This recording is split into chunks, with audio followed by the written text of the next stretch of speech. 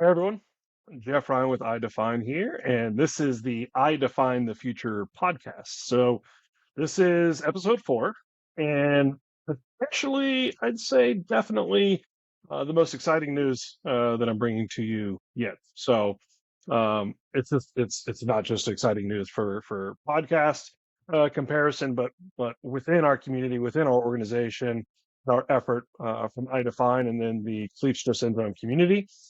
Today is a massive day, August 1st, 2023. I am thrilled to let everybody know that for the past 2 years, we've been working on a project around having Kleefstra syndrome recognized in the ICD-10 code. And I am beyond excited to announce that we have been approved for our own specific code coming out in October. And this is, just massive, massive news for a rare disease like Kleefstra syndrome, not to be just bucketed with all these other conditions that may be, chromosomal deletions, mutations, whatever the case may be, wherever it's classified currently when you go to the doctor. Moving forward, we are going to be able to have everything in the medical record be listed under Kleefstra syndrome. So this effort, it started 2 years ago. Myself, Monica Christie, Valerie Lascano, and Dr. Sid, we actually put in an application and we were denied. It was, it was gut wrenching. It was a gut punch at the time because we know how valuable this is. We also recognize that it's incredibly difficult to get a code. A lot of organizations paying consultants or have just like a whole special fundraising effort around presenting one of these codes because it's a challenge. You have to draft an application, you have to go to the CDC, you have to have someone present on your behalf. So it's this Herculean effort, and we were denied. And one of the big points of emphasis around our rejection was the prevalence of our community. And so we set out to establish a prevalence that was meaningful. And that's where you came in, the community. When we launched the worldwide map, we alluded to this, that this is where we need you to lean into us and to respond to us so that we can take our effort and our mission and carry it forward for opportunities like this. And you listened, you participated. We were able to grow our prevalence, our known prevalence, with actual like contact information where we can come to you and say, hey, this is what we need. We need you to show up here or there, whatever the case may be. That's what the CDC needs to see is an engaged community, and you showed up. And so this is a huge win for all of us, right? Is that it kind of shows this reciprocal nature of our effort. Is we have this small thriving community of Kleefstra syndrome that we've only kind of um, really scraped the surface of. There's so many patients out there who are undiagnosed, but the ones that we know of and are contributing to the effort are responsible for this taking place. I'd be remiss, obviously, if I didn't recognize Eric Sheff. Eric is our chief scientific officer at IDefine, a father to a child with Kleefstra syndrome. Dr. Kleefstra and Dr. Sid, huge. They met with Eric repeatedly over the past several months and developed this application. And then Dr. Sid ultimately presented it to the CDC, where they have 30 to 40 organizations or rare disease groups or advocates working on behalf of these groups presenting. And many of them are denied, just like we were previously. There's a handful of organizations out there ahead of us that received an ICD-10 code. So folks like Angelman syndrome that you've heard of us reference previously because of where their research program and community is. Dravet syndrome, SYNGAP Research Fund, Hans Schlecht and Mike Groglio were huge supporters and offered guidance to us while we went through this process. Kate and Ronnie over at Phelan McDermid syndrome that recently got a code as well, but they offered guidance and support to us. And then all the folks at Combined Brain, which you've heard us reference previously, the value of that consortium the groups were meeting pretty regularly over the past 6 months and talking about ICD and how they were going to present themselves to the committee, and what were the shared learnings from failures of before, and what was the opportunity that existed. So there's just an absolute ton that has gone into this, and it's a monumental moment, right? When we launched as an organization, we built the Kleefstra Clinic. So the community showed out, the community fundraised and supported our effort, where we were able to build this clinic out. And for the past 3 years, Dr. Sid and Zoe and the rest of the team have done an incredible job of seeing patients, having someone, a US based doctor like Dr. Sid, who is so well versed in Kleefstra syndrome. Um, Without that, we wouldn't have had the same application and presentation that we had at the CDC. The way he was able to defend and discuss the critical need of this code, and what is happening in our community, um, was instrumental. So I think these efforts are complementary, and they're building blocks. It's a path, it's a journey that we're walking together, and it continuously shows that when we come to you and ask of you to participate, and you do, it produces results. So the KS Clinic is a great example. Now this ICD code is a great example. It's really amazing, and I think just to take a step back and understanding the value of the ICD code, it's when you go right now to the doctor. I see so many times in the Facebook pages that are closed, there's a lot of information anecdotally from different parents, parent to parent, about, my child is experiencing this. How has that impacted your child? Has your child gone through that? And it's great to have this information somewhere, which it's always existed within our community, but now it's going to be transferred into the medical record. So it doesn't matter where you are, the doctor will be able to see that information, that when a kid goes in with a broken leg, right, the treatments and everything are described under the ICD.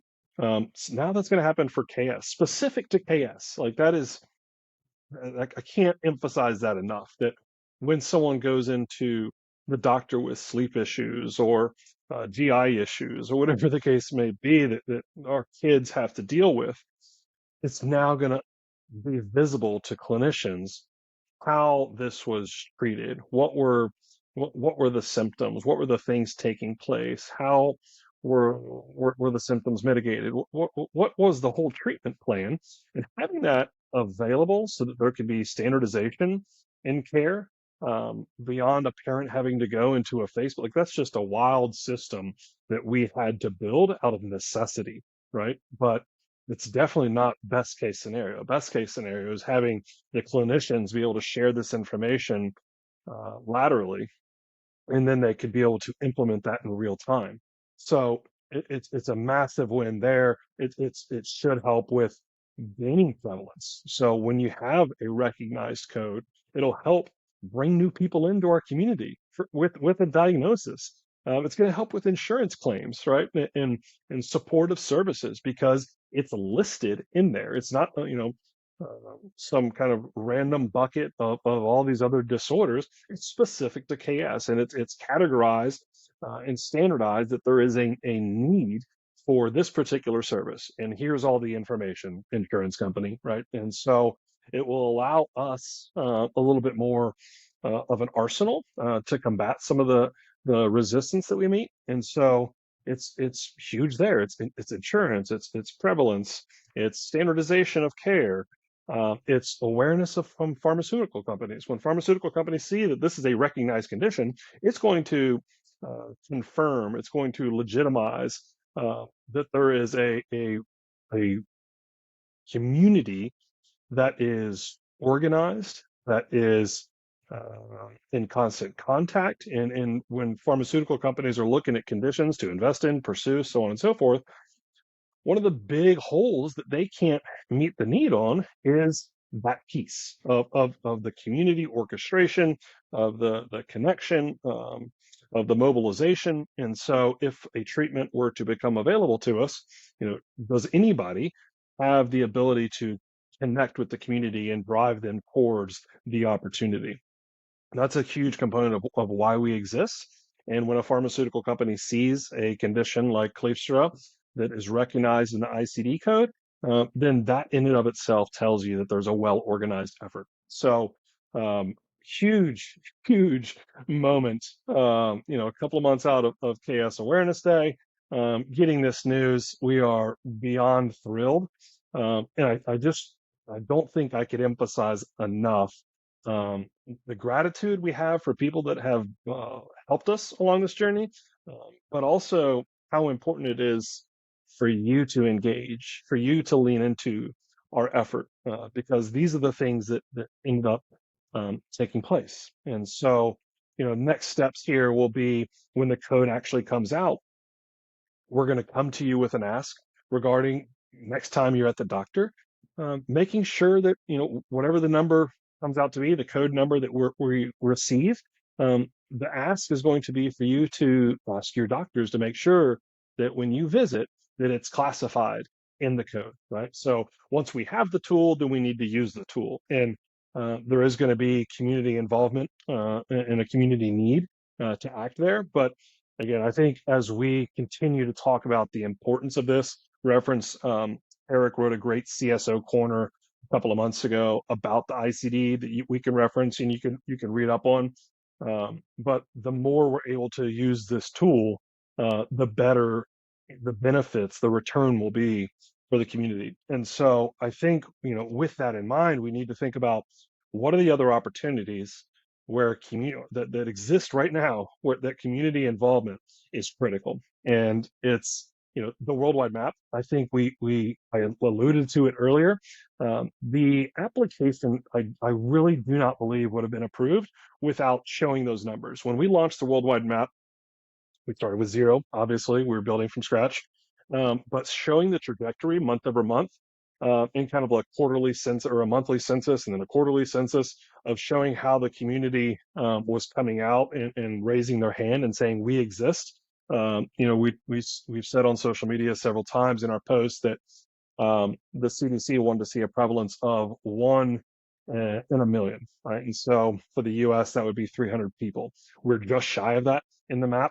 But I think we were able to show enough of a trajectory, show a level of commitment and responsiveness to the map that it resonated with them, right? And so we have to continue to do those things. If you haven't already gone to the map and raised your hand, please do so. Because I know we were just talking with Wendy at the UK-based group, Kleefstrasyndrome.org, and they're doing some things right now that it's going to be critical for us to understand where people are in the UK. It's critical for Australia. It's critical all over the world for our patient population to be counted. And so I would ask, beg, plead, whatever the terminology is for you to contribute and for you to lean into the effort. And then two more things I think I would ask immediately is other opportunities that exist for us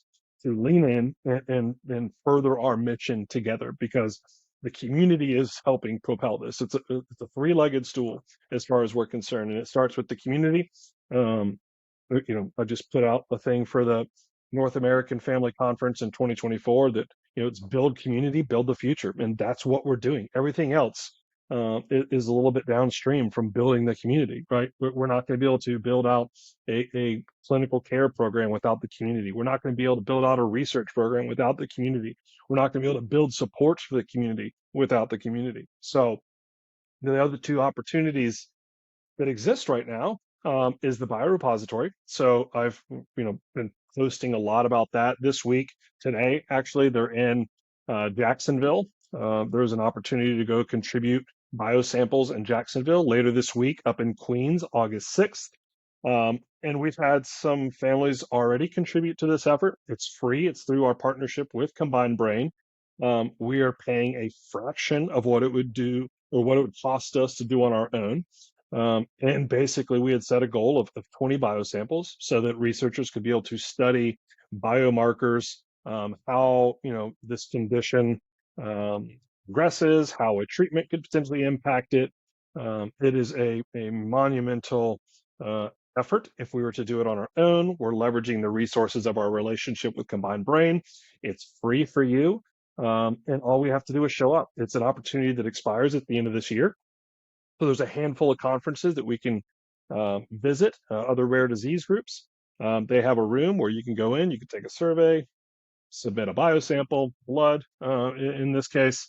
Um, and we've set this goal of 20, and then it became 30, but ideally 50. The more, the better with a condition like KS that has this spectrum. And it's just where we need you, though. We need you to lean in. We need you to commit. We have 18 folks that have reached out so far that have expressed interest and willingness. And again, I'm going to continue to push this information out through social media and our newsletters. The next one is at the end of the month in Indianapolis. I know a couple families have expressed interest, but we need to make sure we take advantage of this, lean in, and then the results will come our way. The last thing that I would flag is Rare X. It's this data cohort, this PRO, patient reported outcomes, these surveys that you can contribute to and provide information about your experience and your child's experience with Kleefstra syndrome. And it is something that we have researchers actively asking for the information so that they can test, their hypotheses or just gain more information as they further their work. So super, super critical for us to engage and lean into all of these efforts. So the worldwide map, the Combined Brain Biorepository Roadshow effort, and then RareX. And obviously, if there's anything needed, if any further information, please reach out to us. Unlock at idefine.org. We need to pop the champagne. We need to celebrate. An ICD-10 code is a huge, huge victory for our community that's going to pay dividends forever moving forward. I mean, it's just one of those moments that we're going to look back on that could literally like change the trajectory of where we're moving. So fantastic work. Please reach out if you need anything. You all be well. Take care.